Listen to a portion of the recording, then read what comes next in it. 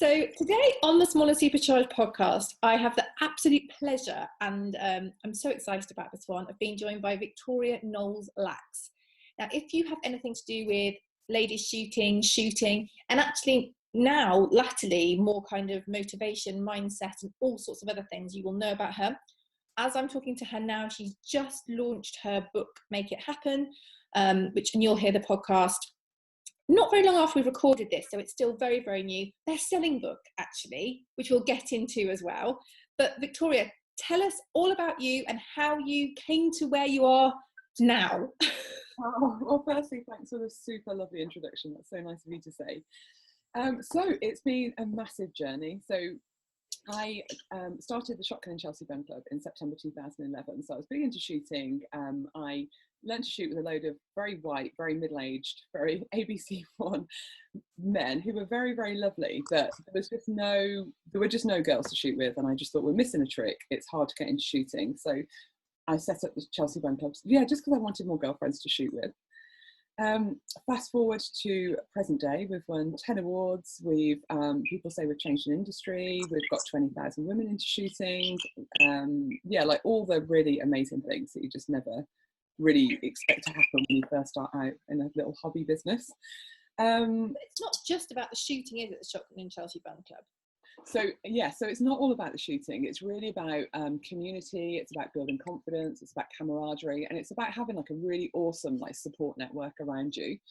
And that's the kind of real magic in the Shotgun Chelsea Bun Club. It doesn't matter who you are, where you're from, what you're into. It's like you can come along to an event, you can be one of the girls, part of the gang, and then learn to shoot, it's incredible, really. And it's been really heartening that vibe has carried on from when I set it up in September 2011 to current day. It's just, everyone's just really, really lovely.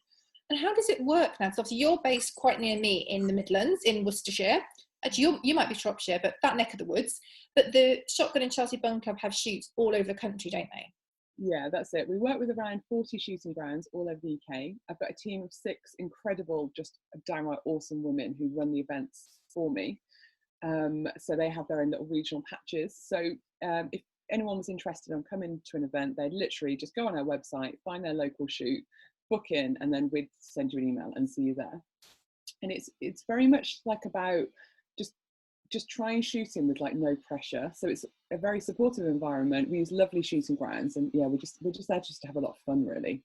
That's amazing. And I know that I quite regularly see it popping up on my feed. And people just seem to be having the best time. It doesn't matter what skill they are, what they wear, anything like that. If they've never picked up a gun before, they can come along and have a go and see if they like it and meet some new friends. Yeah, that's exactly it. It's just total low pressure vibe, and we have loads of cake after as well. So that's always a win. Yeah, I know. Just basically go for the cake. No, I don't really. So it's all very much about this kind of support, fun community, and not kind of taking ourselves too seriously. Obviously, we take safety incredibly seriously, but it's about having fun. So that started in 2011, you say, and then how was that built? Because you've now also got a National Ladies Shooting Day, haven't you?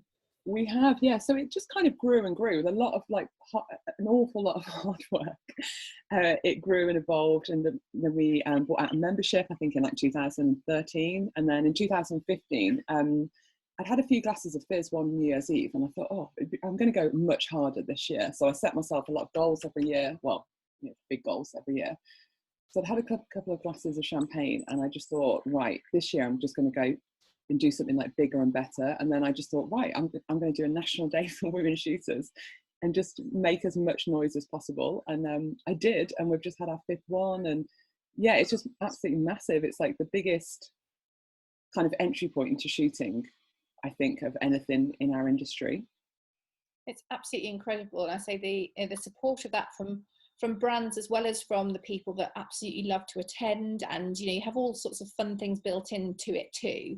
It's just insane and so lovely to see, because as you say, it's traditionally a male sport, I'd say, correct me if I'm wrong. Yeah. But it's a very traditional male sport, and I think bringing the kind of fun and also the not entry level, but again, shooting is seen as quite elitist and very expensive. And I know guns are very expensive, and all that kind of thing is very expensive, but there's a really nice way of getting into it for not a whole lot of money either.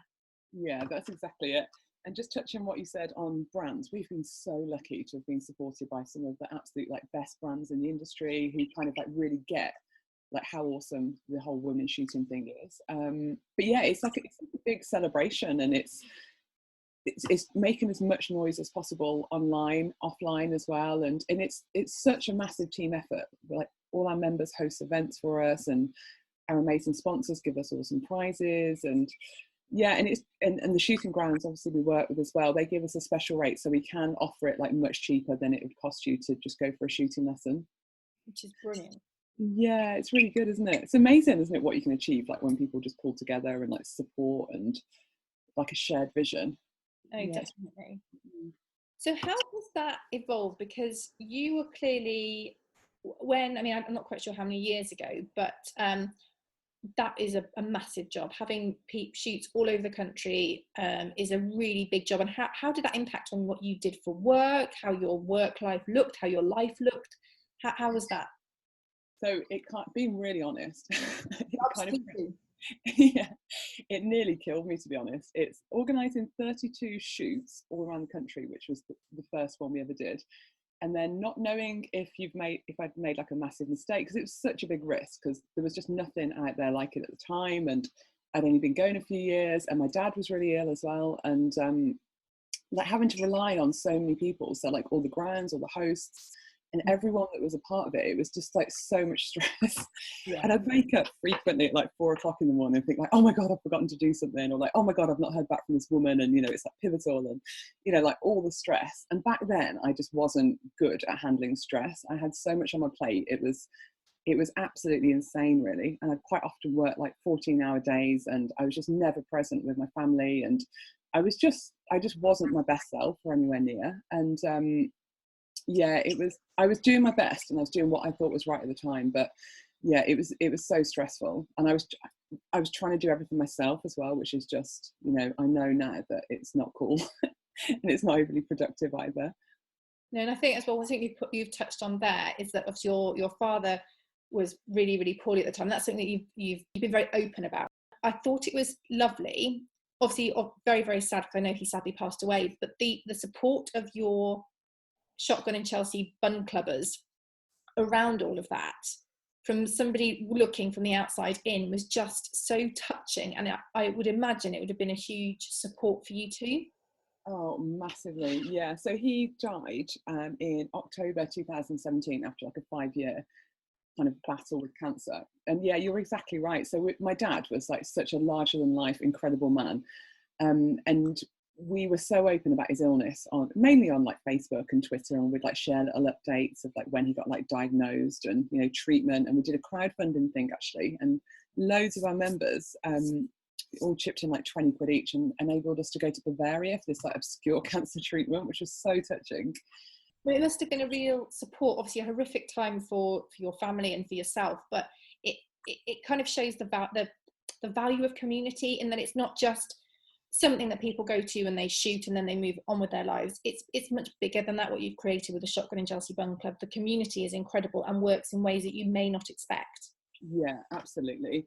Yeah, my lovely members and our supporters and stuff just really, really showed up for me during that period, because they were just a part of the journey, and people helped in ways that were just incredible. Like people would be like, right, Victoria, you're just not going to this event this weekend, you stay with your dad, or like, I'm going to take over your emails. And people just, I struggled so much, and people yeah, they just showed up for me and they were there for me, and I kind of like really surrendered to that, and I was just like, yeah, I need help.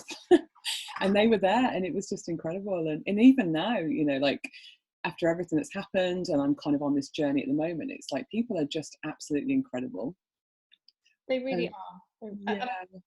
I think social media does get a bit of stick for not being the most positive place all the time, but when you see things like this with your dad, and the support that you gain and the community around specific things, it does really kind of warm your heart and make you feel that actually it is a very nice place if you treat it properly. Yeah, it is. I think it's so easy to get stuck in that kind of comparison trap, especially on Instagram. You think, oh God, yeah, she's really got it all, you know, worked out and all sorted, and she knows what she's doing. But I think if you always remember that you just never know what's happening behind closed doors with people, and that just, yeah, no one has it figured out. I think that's how I got around that. And then just choosing to focus on the good, because I know it's like a massive cliche, it's really cheesy, but literally the more you focus on it, the more you get. So if you're following like positive people that make you want to raise your game, and if you're, you know, focusing on love, like meaningful relationships, then that's, to me, that's what I use social media for, and that's much better than, you know, trying to compare myself to someone that's just nothing like me whatsoever. No, completely. Yeah. So the Shotgun and Chelsea Bun Club is still going, doing its thing, being amazing, but you've also set up a ladies shooting club, haven't you, which is slightly different. Can you tell us a bit about that? Yeah, that's it. So the Chelsea Bun Club is run in mainly by my 6 amazing women on my team. And then in February 2016, I decided to totally overhaul our membership. So we had the Chelsea Bun Club membership, which was great and brought all these incredible women in. But the only 2 perks from being a member, which is £10 a month, was a £10 discount on events and access to a Facebook group. And if you weren't on Facebook, or if you lived in a part of the country where we didn't have events, it kind of was a little bit pointless. So, and some people were a bit funny about the pink, which our logo, the Shotgun and Chelsea Bun Club, I felt had to be pink because shooting's very brown and green and tweedy, and so I had to kind of like innovate with this very kind of pink logo. So some people got a bit touchy about the pink, and they're like, we're not very pink anymore, which was fine. So I decided to split the membership and the events up.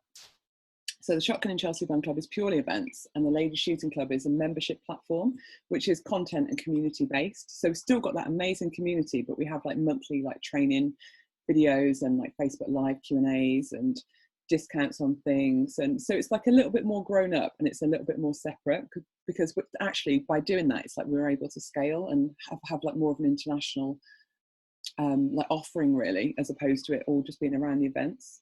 Yes, I suppose it doesn't matter if somebody's in, I don't know, the back end of Australia, if they want to be part of the online community and to learn from the monthly training and the weekly question and answer, they've still got the ability to do that. Yeah, that's it. And we do have a couple of members in Australia and like North America and Europe, and our reach has definitely grown, which is incredible, really. So now, kind of skipping forward a little bit, obviously you're very, very well known in shooting circles, but your book, how did you get to your book? What was that journey? Because you can see this sort of Shotgun and Chelsea Bun Club, the Ladies Shooting Club, and I'm not saying this is not part of the journey, because it clearly is, but it's quite a big transition, isn't it, between the two? How did you get there?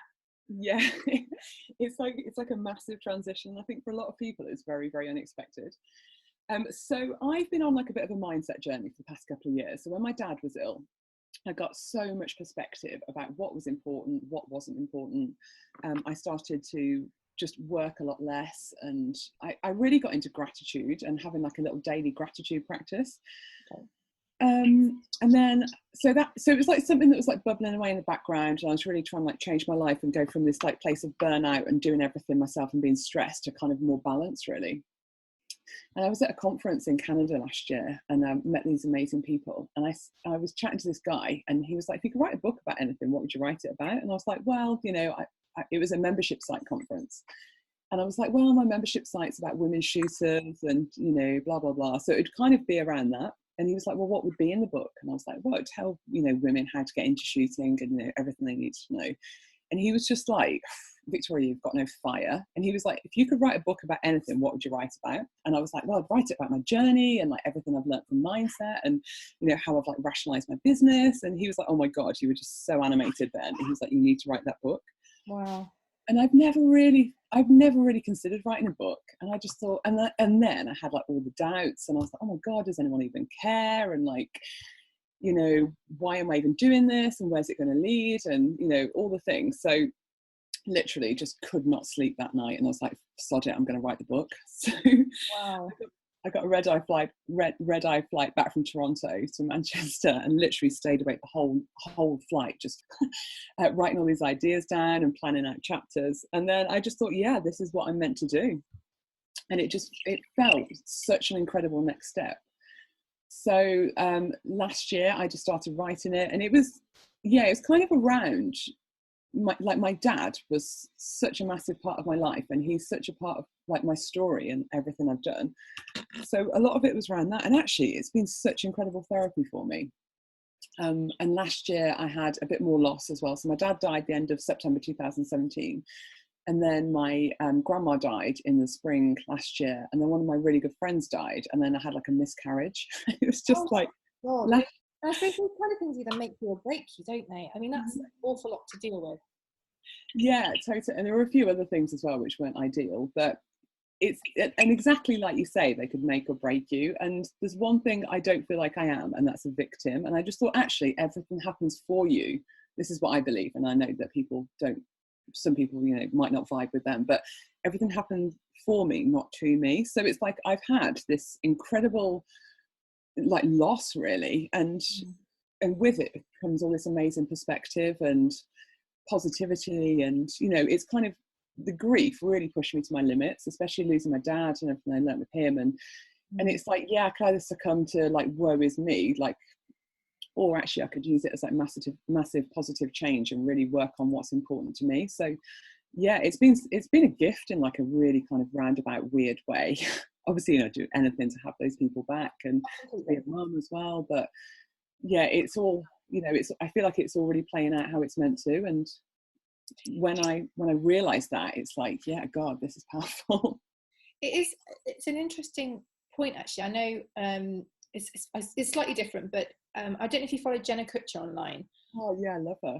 I adore her. And she, when you said about the whole loss thing and how you can change it, obviously with her, she's got a little girl now, but she had fertility issues, which she very publicly documented, and how she used that to turn it around. So when she was going through her various issues and was told, gluten-free and various different things, she shared that with people. So she used her sort of sadness and negative journey in a massively positive, I'm really badly articulating this, I know I'm trying to but she shared the things that were horrible and were sad, and either shared them, which actually gave others so much comfort. And people, like when I saw the post when she was pregnant again, I was like, oh yes, I don't know Jenna, I listen to her podcast, I follow her on social, but I was so thrilled for her. I was too. I was like, yes, good on, well done you. And everything crossed that when the little baby came, it was all healthy and happy, and it was so lovely. But because she was so open in sharing, I think so many people took so much from that in a really positive way. Yeah, definitely. Yeah, and I kind of feel, totally different. Well, it's kind of not different, but it kind of is. But yeah, I feel the same. It's like all that stuff that's happened to her, she's felt compelled to share it. And I feel exactly the same. And it's like, if I can help one person think like, oh yeah, actually, there is hope when someone dies, or like, actually, you can be like, you can try to conceive for 2 years and like not really get very far, but actually, hopefully it will happen soon. And I can kind of, role model, never giving up, and, keep trying new things. And, if something's meant for you, then it will be. Too right. Resilience and actually that it's okay to be vulnerable. And I think there's a real strength in vulnerability as well. I think it can help so many people that we don't, with social, we don't actually know who's looking at our content all the time, who's taking things in if they don't, actively engage with us. But I know I've had messages from people going, something I'd said or something they'd listened really set up a thought in their head, or made them think something was going to be okay, or made them look into something else. And I share mostly business stuff. So I imagine the stuff that you've had, the DMs you've had, have just been next level. Yeah, and also what's been really surprising is I've had all these incredible messages from people that I just didn't even know existed, or people that, people from the shooting industry, and I thought, oh my God, that's so interesting. that you just think people have got their shit together, don't you? And then and you're like, wow, that's incredible. So the fact that people can open up to me, I just feel like it's such a privilege. It really, really is. But yeah, every single message where someone says like, oh, thank you so much for saying that, or I really needed to hear that today. It's just like, wow. Yeah, I'm glad I've been through everything, because otherwise I wouldn't be at this point I'm at right now, and wouldn't be able to, wouldn't get those messages. No. And so with the book, you've obviously shared an awful lot of this in the book. It's broken into 3 sections, isn't it? That's right, yeah. So part 1 is all about me and my journey and, what life was like before the Chelsea Bun Club, and then, what it was like in my struggle, as I call it, which was, the kind of dark days I was telling you about, with the not being able to stop working and trying to do everything myself. And then it's like where it all turned round, and my dad's journey as well, and going through that with him and trying to be present for him but still trying to grow this massive business. And then part 2 is all about like my mindset strategies that I use, so things like gratitude and journaling and meditation and perspective. And then part 3 is I've created 7 principles of balance for small business. So it's kind of like a step-by-step guide, really, and there's a printable workbook that goes with it as well, of how I like streamlined and automated and delegated, but also how I kind of got massive clarity and connected to my vision with my business. And yeah, so I'm just trying to just share as much as I can, really, and just help. So when you actually shared the fact that you were writing a book on social media, and I think that really helped people get behind the whole process. And I know that, didn't you have people kind of voting on book covers, and how did you've done it in a really interesting way, in a really open way, because a lot of people, you hear about that they've got a book coming out when the book's coming out. Yeah. So yeah, I did. In fact, I think when I was in Canada as well, and I did an Insta story, and I remember being absolutely terrified. And I was like, I'm just going to put this out into the universe, and I'm just going to tell everyone that I'm writing a book, because when I do that, there's no way I can go back on it. Yeah. And I remember like my hands and my voice were shaking, and I was just like, oh, hi everyone, I'm going to write a book. Okay, bye. And then literally turned my phone off. And people were like, oh, right, okay. But then, the more I kind of like grew into it, like into this kind of, I'm writing a book, and, kind of expanded into it, the more I shared about it. And the fact that it is really bloody hard to write a book as well. When you're staring at a blank Google Doc and you're thinking, right, I need to like really break the back of like chapter 1 today, and then nothing comes. And so I kind of shared all that, and I tried to be really honest about the whole thing. And in my book, I really struggled on finding my voice, because I've never written a book before. I'm not a particularly good writer. I'm not, it's just not my, zone of genius. And then, so I wrote this book, and I was like, oh my God, this is so boring. And then, so I rewrote it again. I was like, oh my God. And my friend said it was really colloquial. And I was like, oh God. So just trying to find like my voice. That was so interesting. And I shared all that as well. And people were like, just be you. And I was like, yeah, I know, but I don't know who I am as a writer. And then I just did loads of work on myself, and it all just comes back to just being like totally authentic, doesn't it? And I thought, yeah, actually, I feel like I've done a good job here, and I feel like this is my authentic voice coming through. So I shared all that, and then it all got really interesting. And when I got an editor, and just shared all that kind of stuff and what that was like. And then, the really fun stuff was I got people to vote on book covers. And that was really fun. So all of the amazing people, mainly on Instagram and Facebook as well, shared the whole journey with me. And it was amazing just having like people to tell stuff to, in terms of like when I was having a bad day and to offload. Obviously I've got my husband and my friends and everyone, but actually I like to share about it, like the difficult bits, and just having that like group of like cheerleaders. Yeah, it was pretty awesome. So so grateful.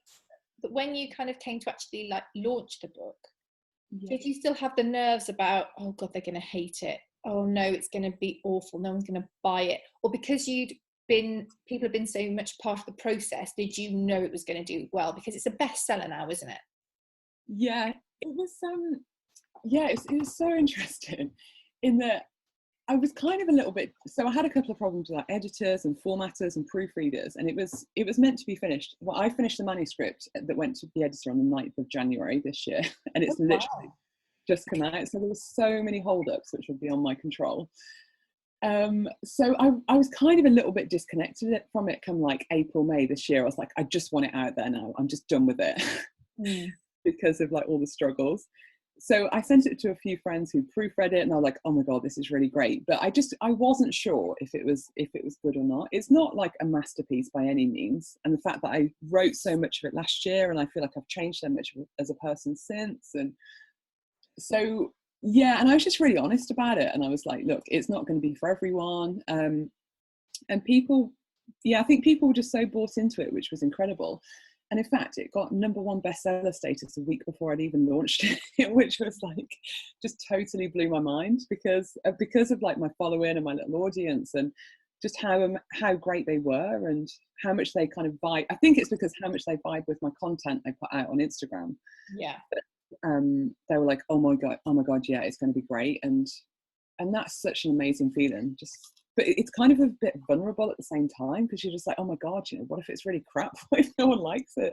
But actually, it didn't matter, because I put my heart and soul into it, and actually, it was really good therapy for me to put it out there. And it's not just a book. It was like, to me, it symbolizes like, sharing a message and working on something that's bigger than me, and the fact that it's not even about me, it's about like the people I'm trying to serve, and it's about pushing through self-doubt, and it's about just being vulnerable, and it's about showing up, and to me that's like absolutely massive, and I think a lot of people see that as well.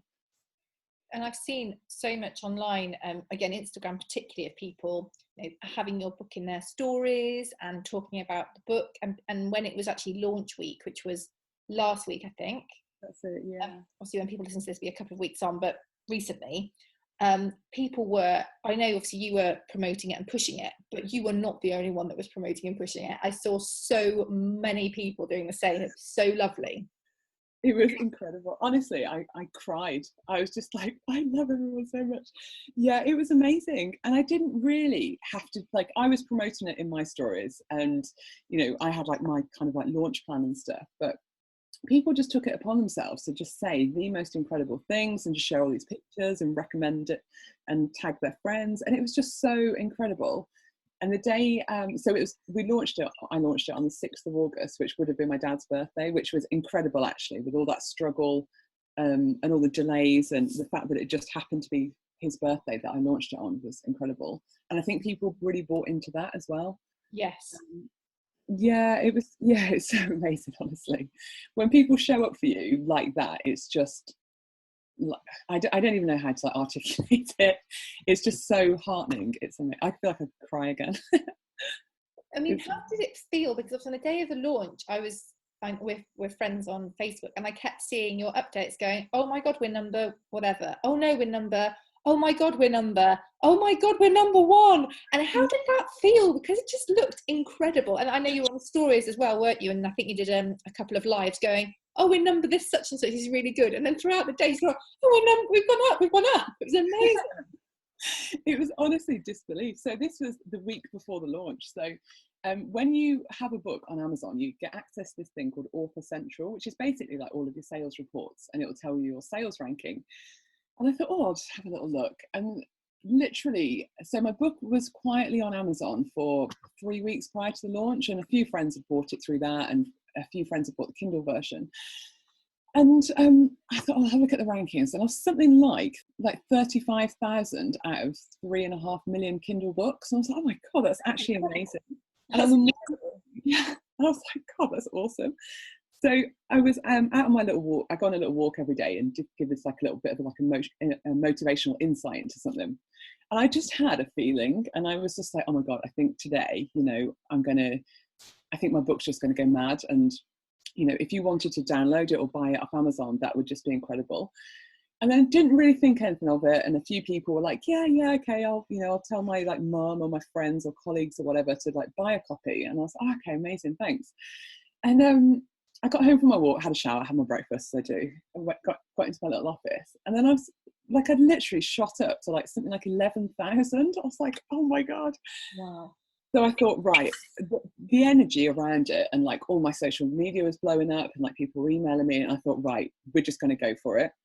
So I literally just emailed every single person that pre-ordered my book and loads of my friends, and put it in my Facebook group, and sent about 1,000 DMs out. And I was like, please, let's just hit this hard. Let's just go for it and just see if we can get bestseller status. And then to get Amazon bestseller status, you only have to be in the top 60. So when I checked Amazon, I was literally like number 35 or something. And I was like, oh my God, I'm a best-selling author. And then it just kept going and going and going. And by lunchtime, I was like number 1. And I was just like, literally, I just swore. I just kept like, swearing. I cried. I literally just sat there staring at my laptop screen. I screamed. I couldn't stop hugging my husband. I had to stand outside. I'm still really fine with that. Yeah. I was literally just like the whole spectrum of emotion. It was just like I just couldn't believe it, and I still kind of can't now. And it was just kind of like exhausting, but in this most kind of like wonderful way. I just kept sighing, and I was just like, oh my god, and I had to keep telling myself, and yeah, it was unbelievable. Wow. And yeah, because people just really showed up for me and really bought into me, and yeah, it was incredible. So what is next for you? What have you got? Because obviously you've had such this massive mindset shift, and people are loving what you're putting out there in terms of the book, the best-selling book, and your content, everything else. So what's next? What are we going to see next? Oh, thank you for saying that. So we're going to keep going and keep growing the Chelsea Bun Club. So I'm going to be working with the team a little bit more, and we're going to really push that forward. But I don't actually know. So I've started doing small business coaching, so small business and mindset for startup or stuck female entrepreneurs, which I know is something you do as well, and you're like well known for your coaching. So I'm kind of really feeling into this like coaching role, and I'm looking to push that forward. And I've got a little group coaching program as well, which I've just done my first one, like my first pilot one, which is amazing. Yeah, and I just want to kind of keep going with it. And I think what I've realised is it's really, really important to have a vision and to have goals and to stick to that as much as you can. But also you just need a little bit of time to let things like soak a little bit and to ruminate on things and opportunities present themselves. So at the moment, I'm just enjoying like all the buzz of my book and all the support and all the love. I'm going to do a bit more public speaking, which is quite exciting. I've got my first like proper gig in September. Yes. Yeah, and just kind of like really feel into that a lot more. I may well do an online course about Make It Happen, so it will be like the mindset and the 7 principles of balance as well. But yeah, definitely I'm just going to keep showing up and keep pushing my comfort zone and just keep kind of spreading my work, like my message, like bigger and better than ever, I think. So cool. Oh, thanks. Yeah, I just feel like I'm on fire a bit at the moment, which is incredible. So I'm going to just make the most of it. Right, absolutely. So what I'm going to do is I'm going to get a copy of your book to give away on Instagram when this goes out, the day this goes out, because, well, why not? And a little bit more love and joy can't do any harm. Oh, thank you. But can you tell us all the places where people can find about you, the Shotgun Chelsea Bun Club, the book? Can you tell us where they can catch up with you online? Oh, thank you. So I'm on Instagram at Victoria Knowles-Lacks, all one word. And then there's a link in my bio. If anyone wanted to buy a signed copy of my book, you can buy it direct from me. It's on Amazon, although there is a bit of a strange delay on Amazon, and they've assured me they'll hurry it up, but they haven't yet. Or Shotgun Chelsea Bun Club, again on Instagram, but you can just Google it or Google me, and like all the info's there. Perfect. Yeah, I think probably by the time this comes out, I hope Amazon sort itself out, because mine hasn't arrived yet. I've seen like the preview and I've seen bits of it, but I want the whole thing. So, but yeah, no, that's great. Obviously, you're on Amazon, you sell through your own website as well, as you say, and you can do the signed copies there. So thank you so much for talking to me. That's been brilliant. I feel very motivated now for the day ahead. You're so welcome. Thank you so much for having me. And yeah, and I think for anyone listening, I think if you just believe in yourself and you're just driven by passion, then I honestly believe you can make anything happen. Very good motto to go forward with, isn't it? Yeah, that's it. Yeah, we've just got to believe in ourselves a little bit more and just follow our heart and just care less about what other people think. I think that's been a big one for me. Release judgment. That is such a big one, actually. There's a really good quote from, I don't know if you follow Rachel Hollis online. Yeah, I love her. And her quote is, other people's opinion of you is none of your business. So good. I was listening to her on a podcast, or was it I've got her books on audio, I don't know, something in my ears, and she said it, I was like, oh my God, yes. So true. And usually, just to finish, what people say about you, if it's negative, is usually some kind of reflection of how they're actually feeling about themselves and their own insecurities. So it really is none of our business. Yeah, that's a really good point as well. Really good. Just put loads on my Instagram, my little insights and points about things that I think of.